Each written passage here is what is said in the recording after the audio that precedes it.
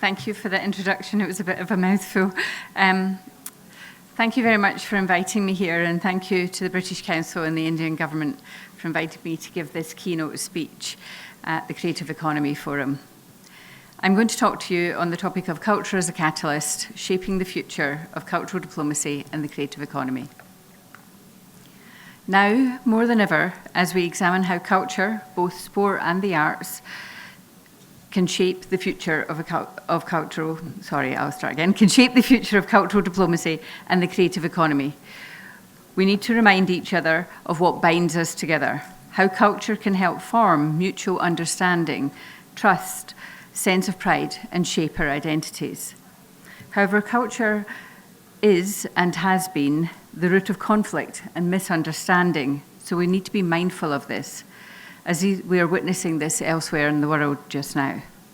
We can use culture, though, to nurture relationships, create cultural exchange, build lasting connections from people-to-people relations and engagement, and grow and develop organisations together.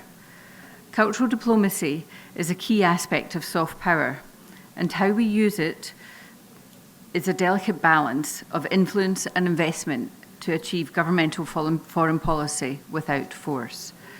The UK-India trade agreement signed in July by both our Prime Ministers is a key aspect of that engagement, and specifically the bilateral cultural cooperation agreement signed in May this year aims at highlighting a programme of cultural cooperation. It's interesting, if we look at our diaspora, often referred to as our living bridge, which I like that term, it's nice. I've heard it a lot in Bangalore earlier this week. It's taken me a bit of time to adjust. This will help to boost our creative economies. This agreement is a development that started with the 2030, but now 2035 roadmap for India-UK future relations in 2021. Examples such as boosting the creative industries of both countries in areas such as film, TV, digital and textiles. Increasingly, festivals and events are a key feature of the part of the mutual cooperation and agreement. I want to draw your attention today, though, to how we measure and evaluate what we are doing as a success. What does success look like for us? The impact of the arts, culture, sport and tourism are vehicles to help us engage in a meaningful ways in international relations and cultural diplomacy. But how can we demonstrate success? The UK's Culture Secretary met with female cricketers in Mumbai ahead of the Women's World Cup last week. What is known as cricket diplomacy is not something easily measured, but we all know the importance of it. So how do we actually intuitively know that this works and that the people-to-people relationship works? How do we show and demonstrate that? Because ultimately we need to be able to evaluate it. It's clear then that we are still mostly governed by the need to measure rather than, say, evaluate, and to prove a return of investment from culture and festivals and grants and programmes. What if, however, we were to imagine something different? What if we tried to examine the return on influence that we get from the same programmes? Is this something we can do? So, sort of a bit of a provocation for you there. I suggest it's not an either-or scenario, but increasingly we're being driven by indicators and KPIs that are economic in origin. These, of course, are very important, and when they're done well, they're really meaningful. But some of the more convincing arguments are more nuanced and qualitative in nature. For example, the way embassies chart the influence with their ambassadors over a long period of time. How many people come to the events organised? What did it lead to? Not just the number of engagements or the trade investments, but what was the cultural exchange is a really good example of what we can learn from. The essence of what the British Council does and does well is international relations. The people-to-people investment, making and nurturing connections, relationship building, are all key aspects of that. Governments, though, engage in cultural diplomacy, and while that may be international relations, it also differs. Governments use soft power tools to create what they want to see happen anyway. And whilst organisations such as the British Council are at arm's length, we ultimately still receive our funding from them. So to leverage their political will and with outcomes of increasing trust in the UK and India, for example, are ways of trying to influence and to be mutually beneficial. The need to attract inward investment, attract international students, and improve the quality of life and attractiveness of cities. That's what cultural diplomacy can offer us. And we do that through the vehicles and leveraging arts as a medium for that. The UK-India agreement ensures that 3,000 students from both countries can stay after their degree and work for 2 years. This was a really important part of what we do and how we can work together.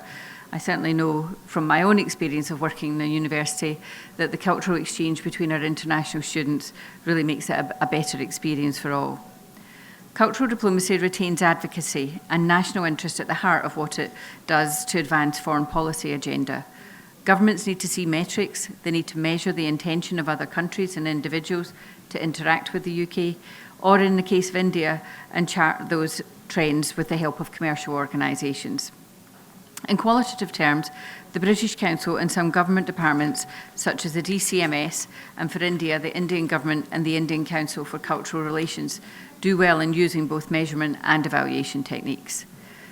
For example, specifically, a theory of change through an international relationship approach. It is a mutual exchange of culture, development of trust between and with people without the interference of governments that enables goodwill and influence abroad. A theory of change is, in short, a roadmap to where we want to go, with opportunities for longer and shorter routes along the way. It allows you to chart the change you want to see and work up to that goal. Yes, you can record numbers too, but more importantly, it allows you to chart your progress, chart impact, record influence, and make your way to your 2035 roadmap. A relatively small project that involves artist-to-artist engagement and the sharing of resources may lead to what we term first-tier engagement of people, institutions involved in visitors and audiences, viewing projects in local communities and country. At that stage, sometimes the process is more important than the end result. We've got people talking and engaging with each other. The second-tier engagement, so second level, may lead to people in other countries gaining insight from our projects and being aware of them. Such an event like today, where we see through the media and a media analysis of it, that can lead to longer-term lasting outcomes and may lead to new relationships, to approaches to cultural development across the countries and changed relationships towards the UK and India. We'll often only see lasting results of artist-to-artist development or community growth, sometimes 3 to 5 years down the line. Take, for example, Rakassia Basu, a film and TV producer and a colleague of mine at the British Council Scottish Advisory Committee. She started on a British Council Creative Economy Scholarship Programme, and she studied at Glasgow University. And she is now the founder of the Frames Per Second Films in Mumbai and Momentum Films in Glasgow, and she's based in Glasgow. She ensures she contributes to cultural diplomacy by bridging the UK and India film industries. This is just one of many examples that you could draw on. I'd like to say that I was really inspired by being at the Cultural Convergence Conference in Bangalore earlier in the week. And one of the key takeaways for me there was the level of creative entrepreneurship that I just don't see in the UK yet. So I think there's lots of examples for us to learn from India, and the creative people that I met and their approaches to fundraising and the approaches from business to engage in the arts was just overwhelming. So I really would like to see more of a relationship there, because I think we could learn from that. On the other hand, what we do well in the UK is have state funding and policies and strategies for cultural development. So I think you can really see that mutuality coming together. So I'd like to finish by saying, to evaluate the societal impact of culture and grow our creative economy, we need to understand the role of culture as both the product and the process, that I said, as a key to understanding how decisions for investment, cooperation, collaboration, and partnership that will present lasting change belong the initial investments. Remember, those you entrust today will be those creating, investing in our futures and ensuring the living bridge of diplomacy is secure. Thank you very much.